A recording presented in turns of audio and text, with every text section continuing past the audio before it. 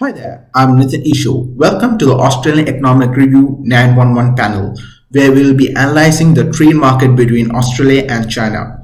Today, I'll be discussing what and how economies operate together and what it means for Australia. Later on, my economic analyst Ali Khan and Ben Patton will be critically analyzing trade issues between the two countries and will be discussing their challenges and provide opportunities and recommendations on solutions.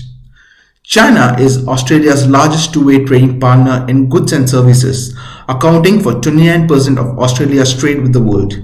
Two-way trade reached 251 billion in 2019-20, up by 7% from the previous year, and exports to China grew by 9% to reach 168 billion.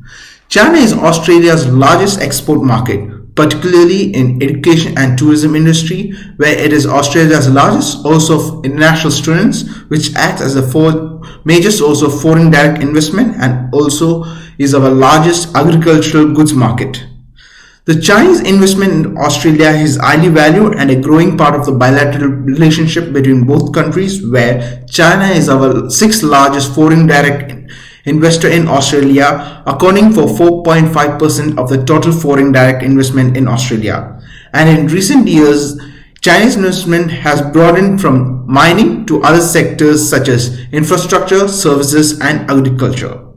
On 8 April 2013, the Australian Prime Minister Julia Gillard announced that the Australian dollar is set to become the only third currency after the US dollar and the Japanese yen to trade directly with the Chinese yuan in a trip to Shanghai, which would help facilitate trade between both the countries more easily.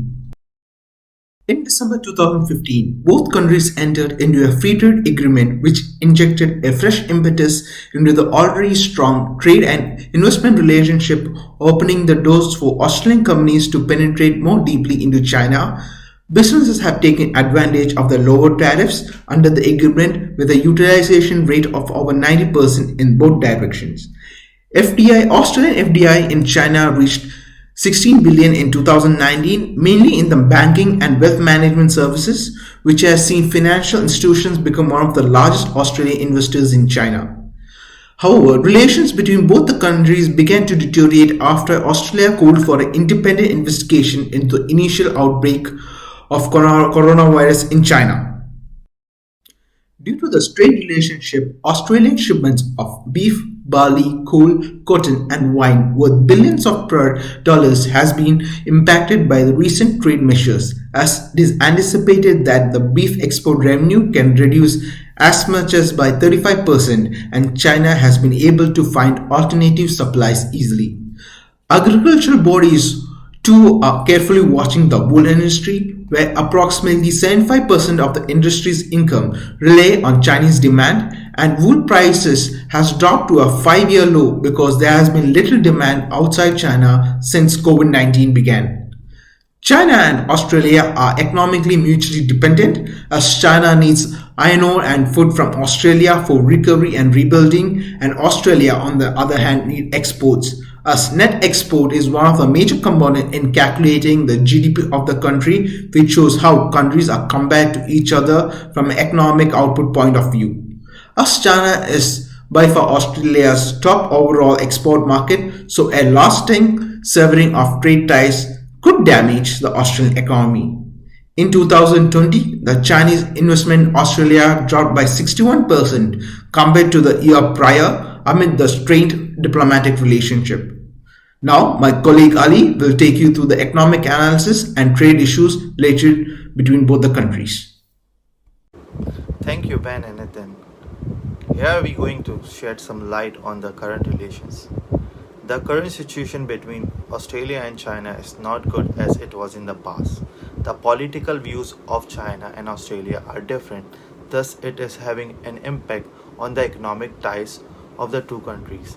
China is Australia's largest trading partner and a top export destination. The top the top exports of Australia are iron ore, coal, petroleum, gas, gold, and aluminum oxide. Australia is exporting mostly to China, Japan, South Korea, India, and United Kingdoms, where China is the biggest export partner of Australia. Import restrictions. The two countries' relationship has deteriorated since Australia supported the growing call for an international inquiry into China's handling of coronavirus. Recently, China has implemented restrictions on the imports from Australia. China has placed tariff on Australia wine and barley exporters. Restrictions on coal, lobsters, timber, red meat, and cotton exports. China has not introduced any restriction on Australia's biggest export to the country, that is iron ore. Currently, about 70% of China's iron ore is imported from Australia Pilbara region. Nearly half of all Australia exports to China is iron ore. Goods subject to tariff or other restriction make up a small share of overall GDP. In a recent interview of economics professor Mr. Harcourt from University of Technology, Sydney said, in a short term, the dependence of China on Australia export is likely to continue, particularly as China Belt and Road program has stalled in Africa. That's why he thinks we have seen beef, barley, wine banned from China, but they are not going to touch the iron ore. There is a high demand of iron ore from China that is not easily available in other countries in such a big amount. Australia is the biggest producer of iron ore, followed by Brazil, China, India, and Russia. Risk of recession. Australia economy is the world's 12th largest economy in 2021. According to the International Monetary Fund, the total GDP is around 2 trillion Australian dollar. But if the situation with China is not resolved, Australia may face a recession due to decline in agriculture activities and mining industry. The ranking of Australian economy may go down. Australia's education and tourism industries, which rely on Chinese students and tourists, could be affected if Beijing attitude does not change. Thank you.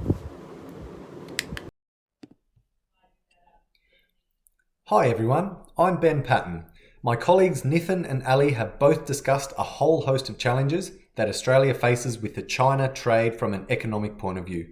I'll be presenting some relevant and creative recommendations that our team has come up with, which could provide opportunities for Australia to improve our current position by focusing today on improving the net export component of the GDP expenditure model that Nithin discussed earlier. Based on the principle of opportunity cost, our recommendations today will have an impact somewhere in the circular flow model, though these are sustainable solutions for our current problem. So let's get into it. Recommendation 1. We need to actively focus on repairing the economic relationship with China. We are so heavily reliant on them at the moment, it will take years to change our situation.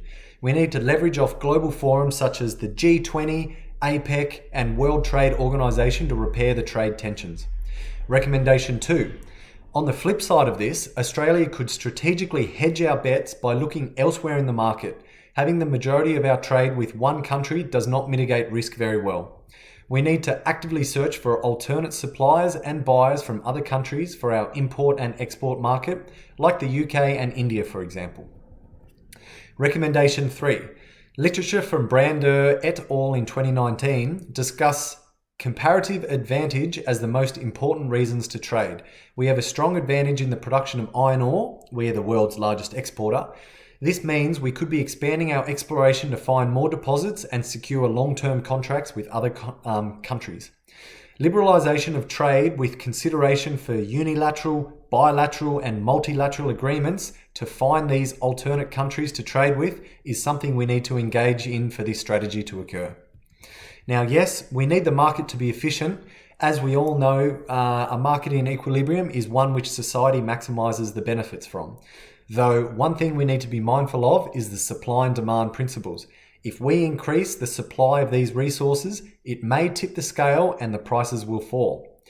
Also, literature from Leighton et al. In 2019 mentioned that if we find and increase the exports of natural resources, it may appreciate the Aussie dollar, which could bring on the Dutch disease paradox in that all of our other exports will then become less profitable and our domestic Import competing businesses cannot compete with the cheaper imported products made by the appreciated Aussie dollar.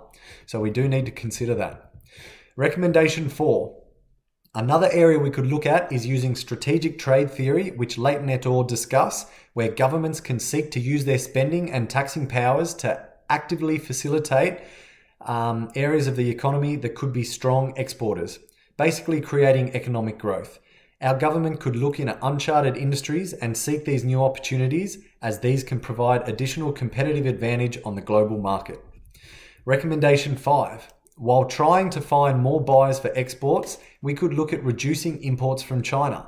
We need to consider the scenario where there are too many imports coming into Australia and not enough to export. This will devalue the Aussie dollar, as the balance of trade will be one-sided. Perhaps a trade tariff could be imposed to help introduce reduced spending on the China imported goods. This in turn may deter people from purchasing more goods, which may have a negative impact on the flow of money. That also needs to be considered.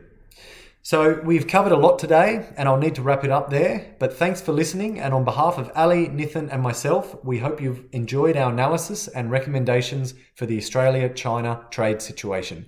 Thank you, and bye for now.